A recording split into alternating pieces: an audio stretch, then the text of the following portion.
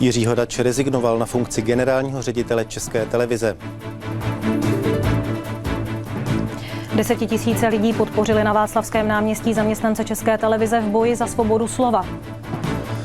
Bývalá bosensko-srbská prezidentka Biljana Plavšičová odmítla v Hágu obvinění z válečných zločinů. Už 29 lidí onemocnělo v Chlumčanech na Plzeňsku tularemii, známou jako zaječí mor.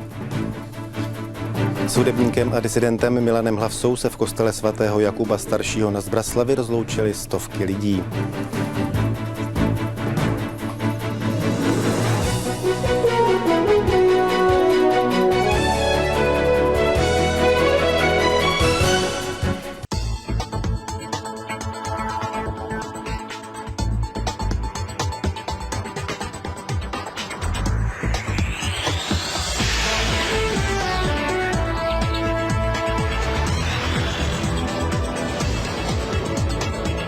Svět oslavoval 1. máj. V Česku policie zasáhla proti antikomunistům, neonacisty ale nechala být.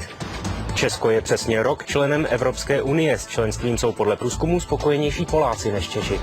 Skupina sociálně demokratických poslanců vedená Janem Kavanem stále váhá, zda podpoří vládu Jiřího Paroubka.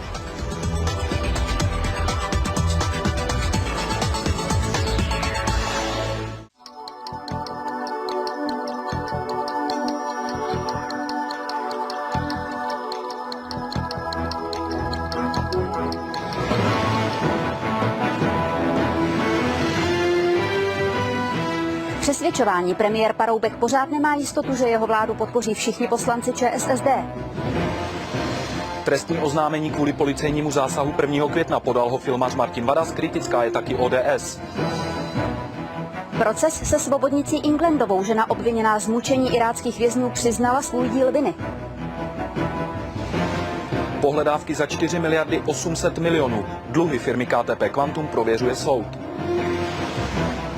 Start zpravodajského kanálu ČT24 začal vysílat v 1 odpoledne.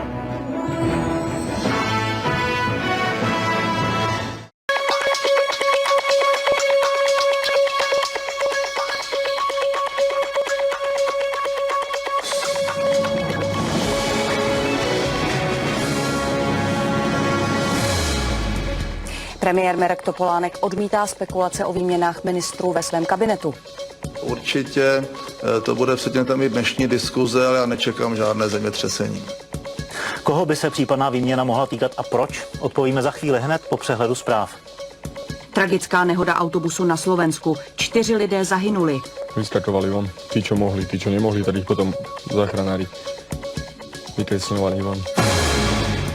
Návrh rozpočtu na příští rok počítá se 70 miliardovým schodkem. Máme nejvyšší ekonomický růst za poslední 3 roky. Naše ekonomika výrazně vzrostla, čili ten deficit by měl být minimálně poloviční. George Bush na překvapivé návštěvě Iráku.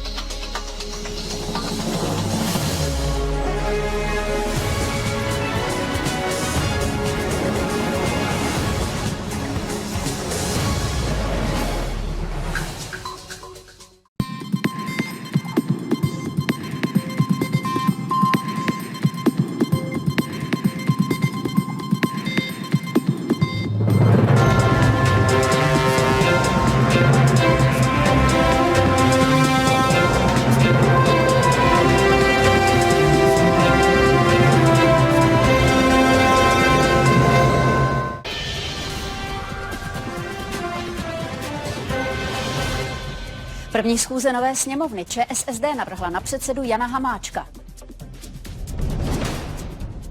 Sestavování vlády. Jasné jsou posty pro Sobotku a Babiše. O dalších se strany dohadují. Radovan Krejčíř v nemocnici. Soud vyhověl jeho právníkům. O propuštění z vazby nerozhodl.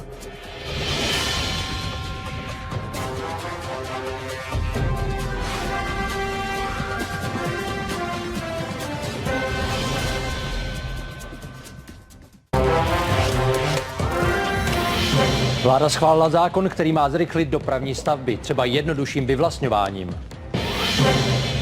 Místní volby v Hongkongu vyhrály prodemokratické síly. Bylo to první hlasování po sérii protestů.